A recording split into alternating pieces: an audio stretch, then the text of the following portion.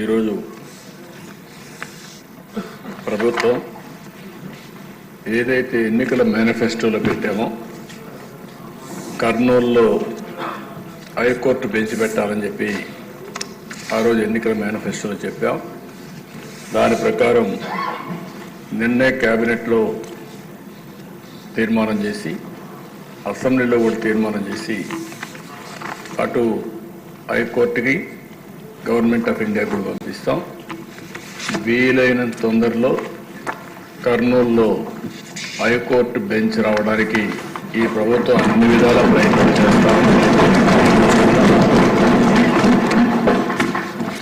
ఇంత మునుపు ఏదైతే అక్కడ లోకాయుక్త కానీ స్టేట్ హ్యూమన్ రైట్స్ కమిషన్ కానీ ఇలాంటి ట్రిబ్యునల్స్ ఏమైనా ఉంటే అవి కూడా అక్కడే ఉంటాయి.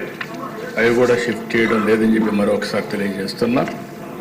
ఇది కాకుండా దిశ ఈరోజు ఈ ప్రభుత్వం వికేంద్రీకరణ ఎక్కడికక్కడ 1-2 సిటీసే కాకుండా ఈరోజు అన్ని ప్రాంతాల్లో సమగ్ర అభివృద్ధి కోసం కట్టుబడి ఉన్నాం.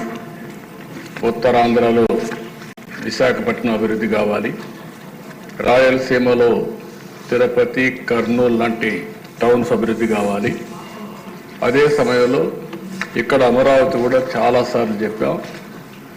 ఆ రోజు మీరు చూస్తే 3 రాజధానులు అని చెప్పి 3 ముక్కలు ఆటాడి కడాన ఏ ప్రాంతం కూడా అభివృద్ధి కాకుండా చేశారు.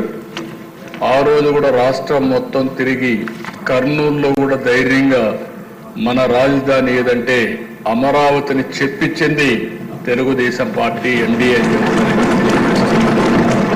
విశాఖపట్నానికి వెళ్ళి విశాఖపట్నం మీటింగ్లోనే మన రాజధాని ఏదంటే అమరావతిని విశాఖపట్నం కూడా చెప్పారు. అంటే ఈ ప్రభుత్వం పైన ఒక నమ్మకం, చెప్పింది చేస్తారనే విశ్వాసం ఉంది. అందుకే ప్రజలు నమ్మే పరిస్థితికి వచ్చారు. అధ్యక్ష, ఈరోజు ఇక్కడుండే సభ్యులందరూ గుర్తుపెట్టుకోవాలి, రాయలసీమలో ఉండే ప్రజలందరూ కూడా ఆలోచించుకోవాల్సిన అవసరం ఉంది. ఈరోజు ఈ రాష్ట్ర సమగ్ర అభివృద్ధి ఒక్క తెలుగుదేశం పార్టీతోనే సాధ్యం. అధ్యక్ష, చేశాం, చేసి చూపించాం. ఈరోజు ఒక్కసారి ఆలోచిస్తే అధ్యక్ష, రాయలసీమ రాళ్లసీమగా మారిపోతుంది, ఎడారిగా మారిపోతుంది అనుకున్నప్పుడు మొట్టమొదటిసారిగా బచావత్ అవార్డుని ఒక ఆధారంగా చేసుకుని మనకు నీళ్లున్నాయి, ఈ నీళ్లు కృష్ణా జలాలు రాయలసీమకు తీసుకుపోవాలని ఆలోచించింది మొట్టమొదటిసారిగా తెలుగుదేశం పార్టీ. నందమూరి తారక రామారావు గారికి కూడా నేను తెలియజేస్తున్నా. ఆ రోజు ప్రారంభించిన ప్రాజెక్టులు మీరు చూస్తే తెలుగు గంగా, హంద్రి నీవా, నగిరి గాలేరు ఇలాంటి ఆల్ ప్రాజెక్ట్స్ అధ్యక్ష ఈ రోజు అక్కడ జరిగిన అభివృద్ధి అంతా కూడా తెలుగుదేశం పార్టీనే ప్రారంభించాం. తెలుగుదేశం పార్టీని మళ్ళీ పూర్తి చేసే పరిస్థితికి వచ్చాం. ఈ రోజు ఎన్డీఏ కూడా దాన్ని ముందుకు తీసే పరిస్థితికి వచ్చామని కూడా నేను మీకు తెలియజేస్తున్నా. ఈ రోజు ఏదైతే సాగునీటి సమస్య ఉందో దీని సాగునీటి సమస్య మీరు ఒకసారి ఆలోచిస్తే నిన్న కూడా ఈ అసెంబ్లీలో చెప్పాను.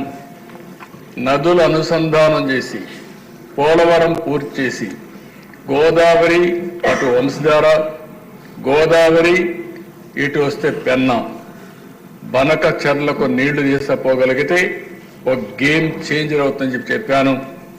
ఒక్క విషయం మీరు చూస్తే అధ్యక్ష, ఆ రోజు ఒక్క కియా మోటార్స్ రావాలంటే దానికోసం రిజర్వాయర్ కట్టాలంటే నీళ్లు కావాలంటే 1 సంవత్సరంలో కట్టి ఈరోజు ఆ రిజర్వాయర్ ద్వారా నీళ్లు ఇచ్చిన తర్వాత కియా మోటార్ వస్తే అనంతపూర్ జిల్లా ముఖ చిత్రమే మారిపోయిందంటే అది తెలుగుదేశం పార్టీ చూపించిన చొరవ అని చెప్పి కూడా నేను తెలియజేస్తున్నాను. ఈరోజు రాయలసీమ మొత్తం మనం చూస్తే నీళ్లు ఇవ్వగలిగితే, హార్టికల్చర్ని మనం అభివృద్ధి చేయగలిగితే ఆ ప్రాంతానికి మహర్దశ వస్తుందని చెప్పి కూడా నేను మీకు తెలియజేస్తున్నా. కొన్ని అడ్వాంటేజెస్ ఉన్నాయి అధ్యక్ష. బెంగళూరు ఎయిర్పోర్ట్ అనంతపూర్కి చాలా దగ్గర, హైదరాబాద్ ఎయిర్పోర్ట్ కర్నూలుకి దగ్గర, ఇటు చెన్నై చిత్తూరుకి దగ్గర, ఈ 3 అవకాశాలు ఉపయోగించుకోగలిగితే ఆ ప్రాంతాన్ని బ్రహ్మాండంగా అభివృద్ధి అయ్యే అవకాశం ఉంటుంది. ఇంకో పక్క ఇన్ఫ్రాస్ట్రక్చర్ కూడా మీరు చూస్తే రాయలసీమలో బెస్ట్ రోడ్స్ వచ్చాయంటే నేషనల్ హైవే కానీ స్టేట్ హైవే కానీ అది తెలుగుదేశం పార్టీ హయాంలో వచ్చే దశ. అవన్నీ కూడా ఆ రోజు ప్రతిపాదన పెట్టాం, అవన్నీ వచ్చాయి. ఇంకొక పక్క ఓర్వకల్లో ఎయిర్పోర్ట్ కట్టాం. ఇంకొక పక్క మీరు చూస్తే ఈరోజు తిరుపతి ఎయిర్పోర్ట్ ని ఎక్స్పాండ్ చేసి రన్వే పెంచి ఈరోజు ఒక హబ్గా ఇంటర్నేషనల్ ఫ్లైట్స్ కూడా రావడానికి చూసాం. కడప ఎయిర్పోర్ట్ ను కూడా రన్వే ఎక్స్పాండ్ చేసి నైట్ ల్యాండింగ్